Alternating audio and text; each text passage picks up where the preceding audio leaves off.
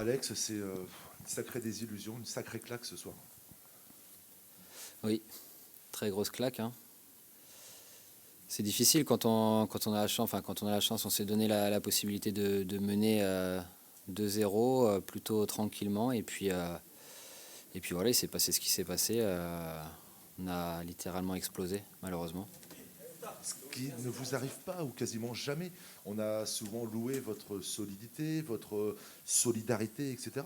Comment sur un match comme celui-là que vous abordez de la meilleure des manières, vous puissiez d'un seul coup perdre tout ce qui faisait votre force finalement?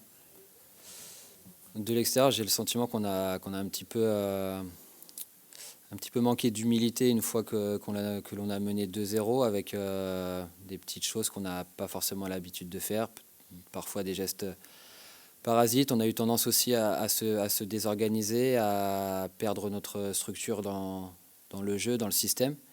Et puis on les a laissés remettre la tête dans le match avec, c'est vrai, une frappe magnifique et puis un coup de pied arrêté. Mais voilà, et on avait la possibilité de gérer tranquillement ce match. C'est vrai qu'après le premier quart d'heure, ils étaient quand même à l'agonie, notamment défensivement. Il y avait énormément d'espace et puis le match nous échappe. Alors après, c'est vrai que la deuxième période, bon, c'est difficile à analyser parce qu'on essaie de revenir malheureusement, mais voilà, on n'a pas su inverser la tendance. Mais ce qu'il faut retenir, c'est qu'on n'a pas su garder ce résultat. On aurait dû gérer mieux le match simplement. Je crois on a continué de jouer peut-être pour aller marquer le troisième alors qu'il fallait certainement voilà, mettre un petit temps faible, quelques temps morts pour asseoir le match et puis les opportunités seraient venues au fur et à mesure. Forcément, à la sortie d'un match comme celui-là, on a envie de retenir la force mentale des Bastiais, parce que se remettre à l'endroit après un début de match comme celui-là, c'est pas simple. Et inversement, peut-être aussi la fragilité mentale du hack. Est-ce que vous la ressentez, cette fragilité, ou pas? Non, je pense pas que ça soit une question de fragilité. Alors c'est vrai qu'ils ont fait un superbe match et c'est un beau retournement pour eux. De notre côté, c'est pas une forme de fragilité. Je pense qu'on a laissé échapper le match de notre faute parce je pense qu'on s'est vu un peu trop beau. On n'a peut-être pas assez respecté le football et les fondamentaux et à 2-0, ben voilà, on a voulu continuer à jouer. On s'est ouvert alors que le match nous tendait les bras et ça, peut-être que par manque d'expérience, on est tombé dans ce scénario-là alors il aurait fallu tout simplement mieux gérer les temps forts, les temps faibles.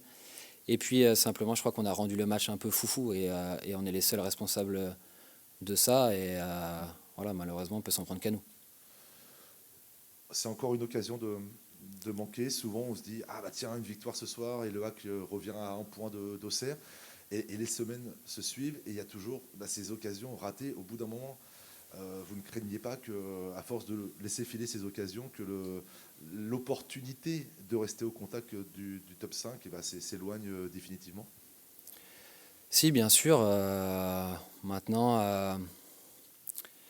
je crois qu'il faut replacer aussi un peu les choses dans leur contexte. Je crois qu'en début de saison, je ne crois pas qu'on se serait vu à cette place-là. Alors oui, c'est vrai on s'est donné les opportunités de pouvoir être pas loin. Maintenant, on se rend compte qu'entre être pas loin et être dedans, il y a un fossé finalement. Et aujourd'hui, on n'arrive pas à récupérer cet écart. Alors c'est pas terminé. Je pense on a des choses intéressantes à montrer, à prouver. Je pense que le retour de Jamal va nous faire un bien énorme. Je pense qu'il y a une certaine complémentarité qui peut aussi se créer avec Matisse. Et ça, je pense que c'est important aussi pour l'avenir, pour la fin de saison. Et je suis persuadé qu'on on a les opportunités de montrer de meilleurs visages. À domicile, c'est un peu plus compliqué, mais je suis persuadé on va se remettre la tête à l'endroit et puis se rapprocher du top 5. C'est peut-être de l'interprétation, Alex, mais j'ai eu le sentiment à un moment que, quelque part, vous disiez que le hack est peut-être à sa place, finalement.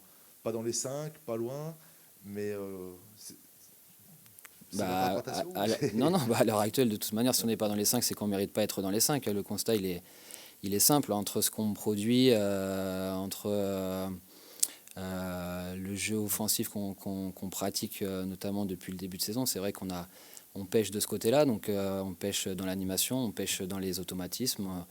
Donc ça, on est en phase, bon, on est à 24e, je crois, enfin, on est en phase de travail, mais voilà, il y a des choses qu'il faut continuer de travailler. Il y a des jeunes joueurs, il faut aussi insister là-dessus. On a quand même un groupe très jeune, un 11 très jeune. Donc on ne peut pas forcément demander à des jeunes joueurs aussi d'avoir la maturité de joueurs plus anciens avec plus d'expérience.